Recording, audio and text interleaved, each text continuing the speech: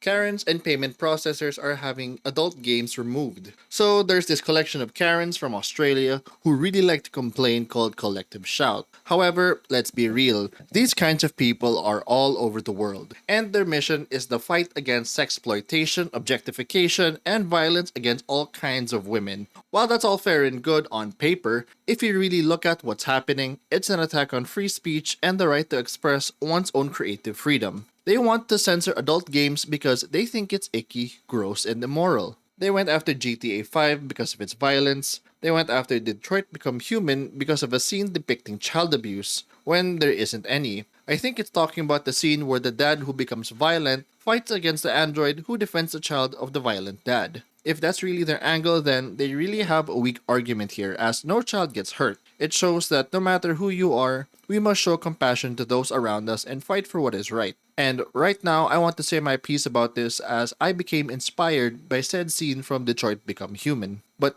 do you know what they defended though? Cuties, the Netflix movies that sexualizes children. You might as well call Chris Hansen into your home and turn yourself in. They are so quick to go against digital titties, but when it comes to real life children, all of a sudden there's nuance. Ah, yes! You don't get it! You cannot possibly fathom the deeper meaning of the sexualization of children in Cuties. Let's now move on to the actual problem here, which are the payment processors. Visa, MasterCard, and PayPal. Collective Shot has weaponized them to force digital marketplaces like Steam to take down their adult games. And so far, it's working. Steam has implemented a new rule in their distribution guidelines. Content that may violate the rules and standards set forth by Steam's payments, processors, and related card networks and banks or network providers. In particular, certain kinds of adult-only content. So in short, please don't post lewd or the credit card company will spank me and not give me your money. The latest to fall in their campaign is itch.io, which is a bastion for independent developers, which also includes adult games. As of now, they have delisted 17,000 games, which means it's pretty much a shadow ban and cannot be searched. This already hosts a load of problems for developers who make these games as their livelihood, and were given no time to react upon these developments. Whether you think certain kinds of adult content should be allowed or not is a separate discussion, but having a scorched earth solution is never the way.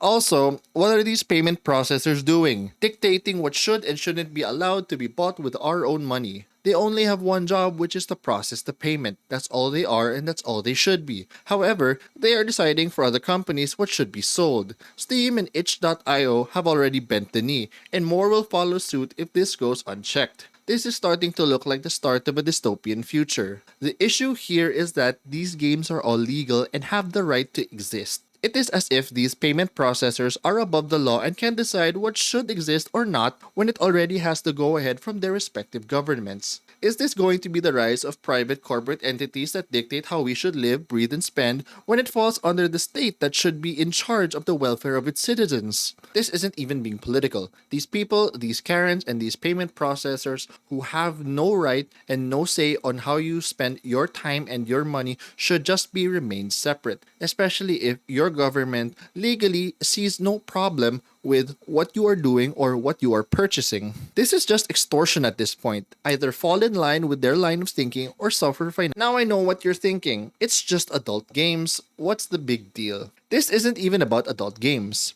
This is infringement against freedom of speech and freedom of expression. Give them an inch and they will take the whole fucking planet. Sure, it starts as adult games, but to start, what does that even mean and where does it end? They have positioned themselves to control the narrative on what adult is. Is showcasing violence adult? What if the violence is in the defense of others? What about showcasing violence in terms of self-defense? What about showcasing horrific things that people have gone through in a respectful manner that educates and enlightens players, like people who have gone to war? Are we just going to use a blanket statement and just ban everything? What about the use of women in games? Are we just going to have women not matter in our stories? What about characters like Lara Croft, Sarah Kerrigan, and Jill Valentine? Actually strong female role models who, against all odds, push back against adversity. Are we just going to have men in video games just because we don't want to offend women? Now that's actual sexism. This is the nuance that we should be discussing,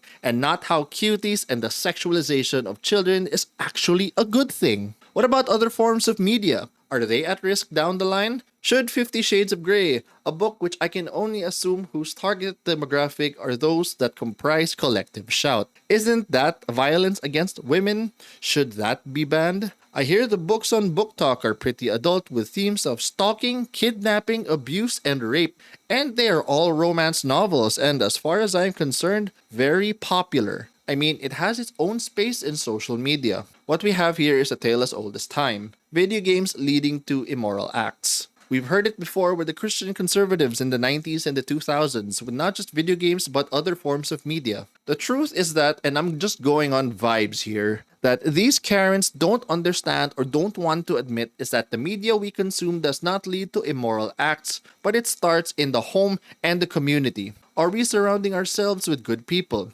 Did the person in question have good parents instilling good values? Does the person have a community to lean to as to not mix with the wrong kind of crowd? Whatever that may be. Putting the blame on video games removes the responsibility of adults and those who are supposed to be taking care of the youth and those who need to be taken care of. Also, give people some fucking credit. Believe it or not, people have a mind of their own and can decide on what they spend their money on. People don't need obnoxious Karens or dystopian megacorporations deciding for themselves on what media they consume. Let people spend how they want to spend. If you think there's an adult game that should be taken down, then let's sit down and have a discussion like adults, and not strong arm fucking financial entities just so you can have your way.